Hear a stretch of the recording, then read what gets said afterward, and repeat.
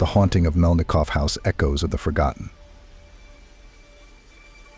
Part 1. The house on the edge of the village. In the year 1973, Anatoly and Olga Smirnov, a young couple seeking a quieter life, decided to leave the bustling city behind and relocate to a serene rural area. They found an old, expansive house situated on the outskirts of a small village in the Tver region. This house, dating back to the 19th century, was surrounded by dense forests and vast, open fields. It had a rich and storied history, though it had been occupied for several decades. The house was grand yet worn, its once proud facade now marred by time. The locals were quick to express their concerns about the property, whispering tales of the house being cursed. The previous inhabitants had experienced a series of strange and terrifying events, leaving the house shrouded in an aura of dread. Anatoly and Olga, however, dismissed these warnings as mere local superstitions and folklore, attributing them to rural myths rather than any real danger. For the first few weeks after their move, everything appeared to be normal. The couple set about their renovation tasks with enthusiasm, transforming the old rooms and tending to the overgrown garden. They enjoyed the peace and solitude that the countryside offered. However, as time passed, the tranquility was gradually overshadowed by unsettling occurrences. They began to notice odd noises at night, distant footsteps, rustling sounds, and occasional knocking that seemed to come from nowhere. These noises were faint but persistent, causing a growing sense of unease. Olga often heard a faint crying or whispering that seemed to drift through the empty rooms. She found herself increasingly disturbed by these sounds but kept her concerns to herself, fearing that Anatoly would dismiss them as figments of her imagination. Part 2. The Intensifying Disquiet. As the weeks went by, the disturbances in the house grew more frequent and alarming. Anatoly and Olga experienced a range of unsettling phenomena that defied rational explanation. Furniture would move inexplicably, books would fall from shelves, and pictures would be knocked off the walls. These occurrences were not random, they seemed to follow a pattern that suggested a malevolent presence. One particularly distressing night, Olga awoke from a troubling dream, only to hear whispering once again. This time the voice was clearer and more urgent, coming from the basement, a part of the house they had yet to explore.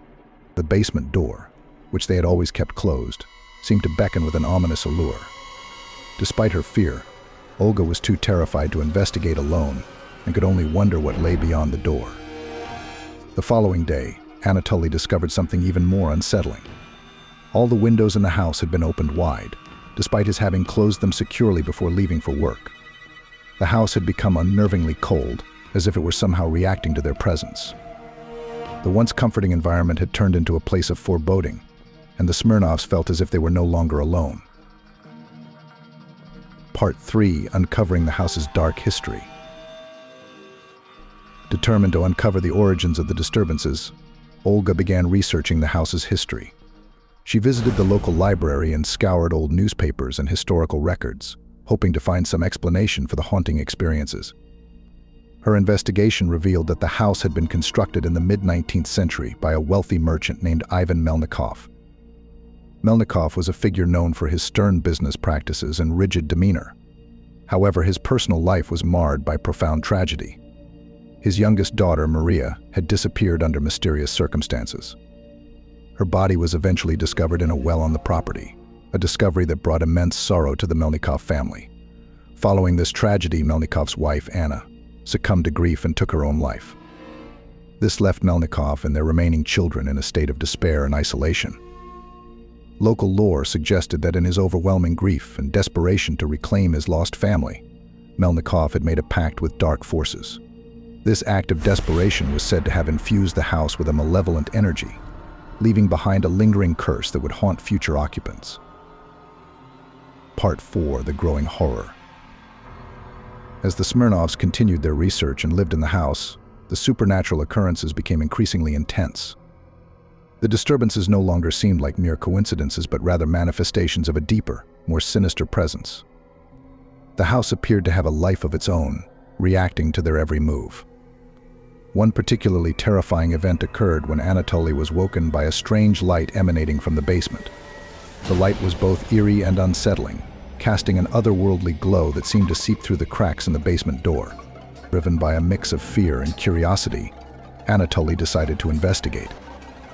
As he ventured into the basement, he discovered that the floor was beginning to give way, revealing an ancient burial site hidden beneath the house. The site was filled with remnants of a dark ritual, including bones and artifacts that suggested the performance of occult ceremonies. Among the artifacts was a tattered book bound in leather, filled with arcane symbols and rituals intended to summon dark forces. This discovery confirmed their worst fears that the malevolent presence in the house was indeed linked to these ancient and dark practices. Part 5: Seeking Assistance. Realizing the severity of their situation, the Smirnovs understood they needed professional help to deal with the dark forces that had taken residence in their home. They reached out to a local elder named Dmitry, who was known for his extensive knowledge of the village's history and folklore. Dmitry listened to their story with a grave expression and revealed that he had heard unsettling tales about the Melnikov house but had never dared to speak of them openly. Dmitry explained that the house's previous owner, Elizaveta Gromova, had been accused of witchcraft and executed. The local legends claimed that her spirit lingered in the house, bringing with it an aura of evil. According to Dmitry, Ivan Melnikov, in his desperation to retrieve his lost family, had made a pact with dark forces that exacerbated the curse and left the house steeped in malevolence. Part 6: Despair and Research. Motivated by Dmitry's revelations, Anatoly and Olga dove deeper into their research. They scoured archives, old books, and records, uncovering more about the house's grim history. They found documents and books that detailed the trial of Elizaveta Gromova. These documents described the horrific events that led to her execution, including claims of witchcraft and dark rituals. The more they uncovered, the more the Smirnovs were convinced that their home was not merely haunted but entangled in something far more sinister. The disturbances they experienced were not random but rather part of a larger, malevolent scheme. The presence in their home seemed to be drawing energy from the dark rituals and sacrifices that had taken place long ago. Part 7: The Awakening of Evil. One night, Anatoly discovered something that would change everything. As he explored the basement further, he noticed that the floor was collapsing even more, revealing an even deeper layer of hidden history. He unearthed an old burial chamber that contained remnants of dark rituals, including a book filled with ancient symbols and spells intended to summon dark entities. The discovery of this book confirmed their fears that the house was a conduit for dark forces. The rituals described in the book were designed to summon and control malevolent spirits, and it was clear that these forces had taken hold of their home. Anatoly and Olga realized that they needed to act swiftly to address the evil that had been awakened. Part 8: The Cleansing Ritual. Desperate to rid their home of the malevolent presence, the Smirnovs sought the help of a priest from a nearby town known for his expertise in spiritual cleansing. The priest agreed to perform a cleansing ritual, bringing with him holy water, crosses, and sacred texts. On the day of the ritual, the priest arrived with an air of solemnity. He began the ceremony by praying fervently and sprinkling holy water in every room of the house. The ritual was accompanied by violent disturbances. Doors slammed shut on their own. The floors shook with a terrifying intensity, and the air became heavy with an oppressive cold. Despite the chaos and the dark forces trying to resist the ritual, the priest continued his prayers and incantations with unwavering faith. Slowly, the disturbances began to subside, and the house fell into an eerie silence. The Smirnovs were left with a sense of uneasy calm, knowing that the evil presence might not be entirely gone, but hoping that the worst had passed. Part 9: Decision and Farewell. After the cleansing ritual, Anatoly and Olga made the difficult decision to leave the house and return to the city. They spent several days packing their belongings and preparing to move, feeling that staying any longer would be too risky. As they prepared to leave, they noticed that the house seemed to take on an even stranger quality. On their final night, they discovered a collection of old letters and documents left behind by previous occupants. The letters revealed the profound suffering and fear experienced by those who had lived in the house before them. The correspondences painted a picture of a place that had been a source of deep anguish and terror for generations. The Smirnovs left the house with a heavy heart, their minds haunted by their experiences. Part 10: Echoes of the Past. The house on the edge of the village remained a symbol of dark history and supernatural horror. The stories of the Melnikovs, Elizaveta Gromova, and the dark forces that haunted the house were passed down through generations. The locals avoided the house, believing it to be cursed and dangerous. Occasionally, passers-by reported hearing faint cries or whispers coming from the windows at night, further perpetuating the house's reputation. The Smirnovs, now back in the city, tried to put their experiences behind them, but the memories of the house and the evil they encountered continued to linger in their minds. The house remained a chilling reminder of the darkness that can dwell within even the most seemingly innocuous places.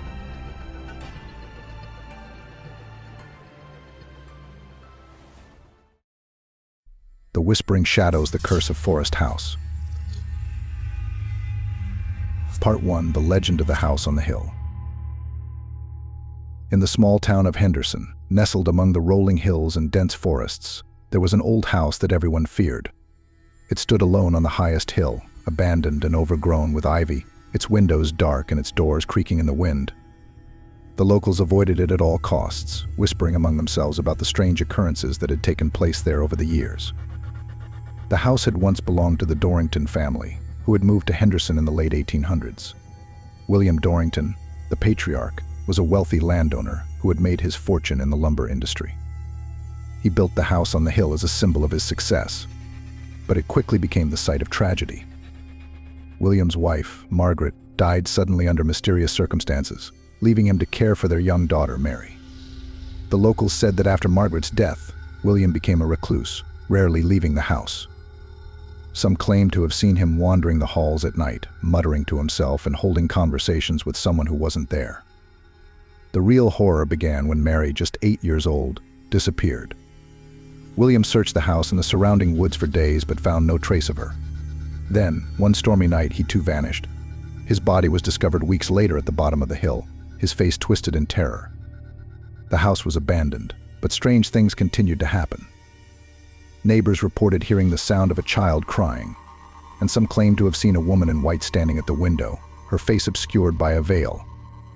The locals believed that the spirits of the Dorrington family still haunted the house, unable to find peace.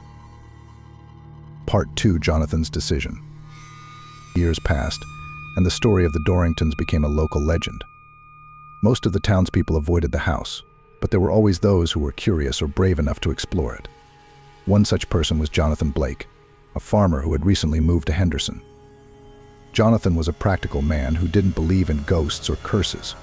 He had heard the stories about the house on the hill, but he dismissed them as superstitious nonsense. When he learned that the land surrounding the house was for sale, he decided to buy it. He planned to clear the land and expand his farm. The townspeople warned him not to go near the house, telling him about the strange noises and the disappearances. But Jonathan was determined. He didn't believe in the supernatural, and he wasn't going to let a bunch of old wives' tales stop him. Part 3. The First Signs. After purchasing the land, Jonathan set to work clearing it. He hired a few local men to help him, but they refused to go near the house. They worked in the fields, cutting down trees and removing brush, but they always kept a safe distance from the hill. Jonathan noticed that the workers seemed uneasy whenever they were near the house. They would glance up at it nervously and mutter prayers under their breath. At first he ignored it, but then strange things started happening. One day, while working alone near the edge of the forest, Jonathan heard a faint sound. It was the sound of a child crying. He stopped what he was doing and listened, but the sound disappeared as quickly as it had come. He shook his head, telling himself it was just his imagination. But the sounds continued. Sometimes it was a child's cry. Other times it was a woman's voice whispering his name. Jonathan tried to brush it off, but the incidents became more frequent. Tools went missing, only to be found later in strange places. The wind would pick up suddenly, carrying with it the scent of roses, Margaret Dorrington's favorite flower. Despite the strange occurrences, Jonathan refused to give in to fear. He was determined to finish the work he had started, but the thought of the house on the hill gnawed at him. He decided that the only way to put an end to the disturbances was to spend a night in the house. Part 4. The Warning. As Jonathan prepared to spend the night in the house, the townspeople tried to dissuade him. Even those who didn't believe in ghosts warned him that the house was dangerous. One old woman, who had lived in Henderson her entire life, took him aside and told him the full story of the Dorringtons. She told him about the day Mary disappeared and how William had been found dead at the bottom of the hill. She told him about the strange things that had happened since then, and how everyone who had spent the night in the house had come back changed or not at all. "You'll see them," she said, her voice trembling. "You'll see them, and they'll see you. They won't let you go." But Jonathan waved off these warnings. He was sure of his convictions and ready to prove to everyone that the house on the hill was just an old abandoned building without any mystique. He took with him a rifle, a kerosene lamp, and a sleeping bag, intending to spend the night in the house. Part 5: The Night in the House on the Hill. Late in the evening, Jonathan set off for the hill. The sky was overcast, and the air was heavy with the anticipation of rain. As he reached the house, the first drops began to fall, adding to the ominous atmosphere. Jonathan inspected the exterior of the house.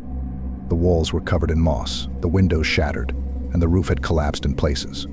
Despite the visible signs of time, the house still exuded an aura of power and a certain grim mystery. As he approached the massive wooden door, Jonathan noticed that it was slightly ajar. He stepped inside, and the first thing that struck him was the eerie silence that enveloped the house. There was no sound of wind or rain, as if the walls of the house absorbed all the noise from outside. Inside, the house was even more unsettling. The floors creaked underfoot, thick cobwebs hung in the corners, and the air was stale with a hint of dampness. Jonathan lit his lamp, its light flickering across the walls, casting long shadows. He decided to search the entire house to ensure it was empty. The first floor was deserted. Rooms that had once been filled with life now looked like the set of a play long abandoned by the actors. Fragments of broken furniture lay on the floor, and old paintings hung on the walls, covered in a layer of dust. When Jonathan reached the staircase leading to the second floor, he felt a slight chill run down his spine. Perhaps it was just a draft, he thought, but the sensation was unsettling. He climbed the creaking steps and found himself in a long, narrow corridor. At the very end of the corridor was a door that was slowly swinging back and forth, emitting a quiet creak. Jonathan approached the door and opened it. It was a child's room. On the floor, among scattered toys, lay an old doll with faded eyes and a tattered dress. The walls of the room were covered with faded wallpaper featuring children's patterns, and an old bedspread still lay on the bed. Suddenly, Jonathan heard a strange rustling sound behind him. He quickly turned around but saw nothing. Probably just rats, he thought, though his heart began to beat faster. He felt as though something unseen was watching him. A heavy, almost tangible silence hung in the room. Jonathan decided to inspect the room more closely. He picked up the doll and suddenly noticed that its eyes seemed to move. It was just a trick of the light, but the farmer felt uneasy. He put the doll back and decided to go downstairs to light a fire in the fireplace. As soon as Jonathan left the room, the door behind him suddenly slammed shut with a loud bang. The farmer froze in place. Cold sweat broke out on his forehead. He slowly turned around and approached the door, but it wouldn't open. "Must be the hinges are misaligned," he muttered, trying to hide his growing fear. When Jonathan went downstairs and lit the fire in the fireplace, the strange silence returned to the house. He sat in a chair, trying to calm down. The farmer still didn't want to admit that the house might be connected to something sinister, but his confidence was slowly waning. Hours passed, and Jonathan dozed off by the fire. He had nightmares in which he saw a woman in white reaching out to him with her withered hands. She whispered his name, and behind her stood children with empty, doll-like eyes. He was awakened by a sharp creak. The fire had almost died out, leaving the room in semi-darkness. Jonathan looked around and realized that the creaking was coming from the upper floor. At first, he decided to ignore it, but the creaking continued and grew louder. Finally, unable to bear it, the farmer once again climbed to the second floor, though his heart was pounding wildly. Part 6: The Revelation. When Jonathan reached the child's room, the door was ajar again. This time, he didn't hesitate and resolutely stepped inside. The room was dark, with only a faint moonlight filtering through the dirty windows. The farmer noticed that the doll, which he had previously placed back, was now lying on the floor as if someone had thrown it. Suddenly, he heard a faint whisper coming from behind the wall. Jonathan approached the wall and listened. The whisper grew louder, and soon the farmer realized it was the voice of a little girl. She kept repeating the same word, "Mama." Jonathan began examining the wall and discovered that part of the wallpaper was slightly torn. He carefully tugged at the loose piece, and part of the wall crumbled away, revealing a small hidden door. Behind the door was a narrow staircase leading down into darkness. The farmer hesitated for a moment, but curiosity and a sense of duty pushed him forward. He lit his lamp and cautiously descended the stairs. At the bottom of the stairs, he found himself in a small, cold basement. The room was filled with the musty smell of decay. Jonathan noticed an old chest in the corner, half covered in dust and cobwebs. He approached it and slowly opened the lid. Inside the chest were old children's toys, a photograph of Margaret Dorrington, and small human bones. Jonathan gasped in horror as he realized that these were the remains of little Mary. As he stood there, trying to make sense of what he had found, the atmosphere in the room changed. The air became thick and heavy, and the temperature dropped noticeably. Jonathan suddenly felt as if someone was standing right behind him. He turned around and saw the woman in white. She was no longer the terrifying ghost he had seen in his dreams. Now she looked sorrowful and filled with deep sadness. Her eyes, full of pain, were fixed on the bones in the chest. Part 7, the final piece. At that moment, Jonathan realized that the spirits of the house were not evil but trapped in their grief and longing. The woman in white was Margaret Dorrington, and she had been searching for her daughter for all these years. With shaking hands, Jonathan gently gathered Mary's bones, wrapping them in an old cloth he found in the chest.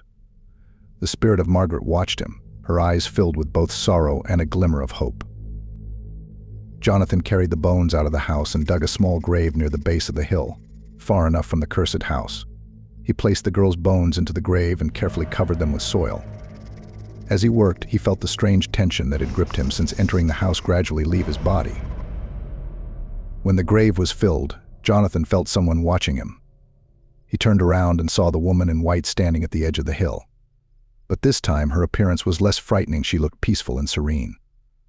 The woman nodded to him in gratitude and slowly faded away. Jonathan, feeling an inner peace, returned home. That night he dreamt of Mary playing in a green meadow. She laughed and waved at him, and beside her stood the woman in white, who now looked like a caring mother watching over her child. When he awoke in the morning, the farmer realized that the story of the Dorrington family had finally come to an end. The curse that had hung over the house was lifted, and the spirits found peace. After that night, Jonathan came to respect the stories passed down from generation to generation and never again doubted the existence of the supernatural. The house on the hill was finally demolished, and in its place, a dense forest grew, hiding all the secrets left from the past. However, the people of Henderson still remember that dreadful night and pass on the story of the Dorringtons and Jonathan to their children, so they never forget that not all mysteries should be uncovered, and not all doors should be opened.